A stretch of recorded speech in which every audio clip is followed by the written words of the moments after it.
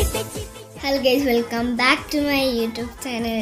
നിങ്ങൾ ഈ കാണുന്ന സ്ഥലം തായ്ലാൻഡിലെ മൈക്ക് ലോങ് മാർക്കറ്റാണ്.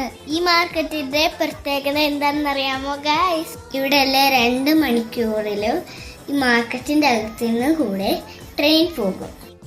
ഗൈസ്, ഇവിടെ എന്താണ് ട്രെയിൻ വരുമ്പോൾ ചെയ്തതെന്ന് അറിയുമോ?